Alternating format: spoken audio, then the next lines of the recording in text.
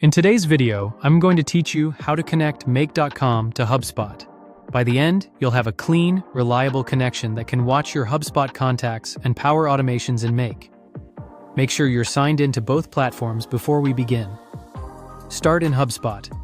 Open Settings, then go to Integrations and choose Private Apps. From there, switch to Legacy Apps and create a new legacy app. When asked public or private, choose Private. Public apps are designed for distribution in the marketplace and require a review process, while private apps are for your own HubSpot account and internal use only. Give the app a clear name, like Make.com Integration, so teammates know what it's for. Next, go to Scopes and add the scopes you need.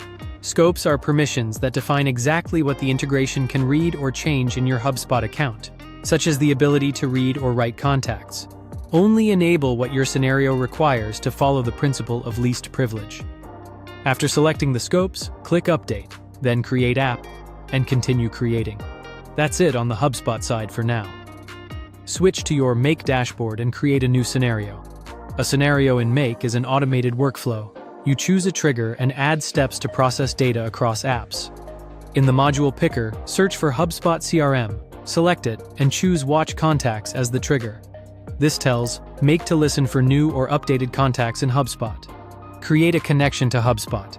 Make will open a secure authorization window where you'll select the correct HubSpot account, review the requested permissions based on the scopes you set, agree to the policy, and connect the app. This uses OAuth, so you don't paste any sensitive keys, just approve access and you're done. Save the connection. Back in the module settings, open Output Properties and select All.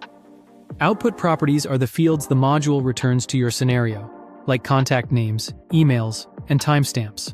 Selecting all ensures you have every field available for mapping later. Click Save. Choose where to start. Picking all tells Make to process existing contacts as well as new ones, which is useful for initial runs. If you only want changes from now on, you can set the start point accordingly. Save your settings.